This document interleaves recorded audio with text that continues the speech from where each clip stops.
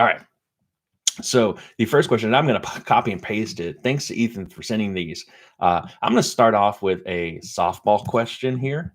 And it looks like this. I'll put it in the chat. What translation of the Bible do you use and why?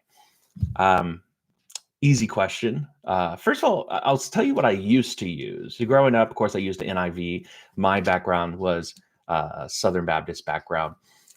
Bounced all around. I ended up being Free Will Baptist. If you know anything about the difference between Baptist and Free Will Baptist, it's that Baptists are Calvinist and Free Will Baptist are Arminian. I grew up reading a little bit of KJV, King James Version, a little bit of mostly NIV, but then I went to seminary and I learned the difference between literal translation, literal versus dynamic. I'll put it in the chat here. Translation. And the NIV, while very good in the sense that it's a dynamic translation, it wasn't a literal translation. So the difference between that is, say, for example, you say, Je m'appelle Derek, right?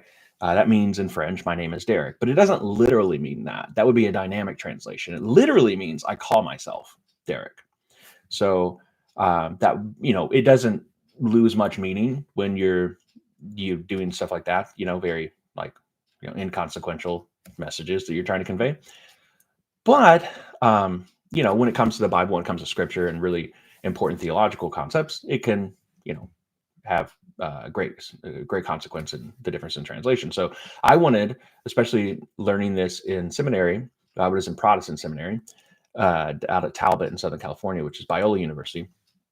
I wanted a literal translation, and I learned about the NASB, and this is what I had been using really forever, because it's literal. And if I ever came into contact with any problematic or troublesome wordings, like you get clunky wordings, because the literal translation, when you translate between languages, it can sound weird and artificial and unnatural in English, in the new translation. But if I ever came across any of that, I would just go to a commentary, look up a word or something like that online. So I was pretty comfortable with using this literal translation, and I still am with literal translations in general. But I realized, hey, after a while, I was like, well, now that I'm Catholic, right? I don't really know if that's Catholic approved, and so I asked my priest. I just asked my priest this last week or the week before, and I was like, what translation do you guys use that's literal? I'm very comfortable. I like this translation. And he told me about this translation, the New American Bible. So NASB is the New American Standard Bible, and the NABRE is the New American Bible Revised Edition. Don't ask me why they chose these acronyms, but they kind of seem the same. NASB seems to be more Protestant evangelical. Now, no knock on that, because the Protestants, they are actually, one thing that came out of the Reformation, by the way, was of course the Counter-Reformation.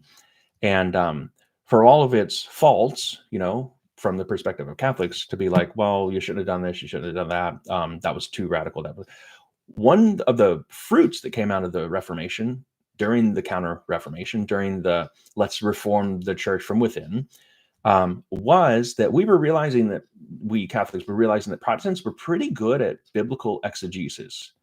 They were making use of the printing press, making use of that new medium of technology, going back to the original sources and expositing them. And so credit where credit's due. Protestants were and still are pretty good about this.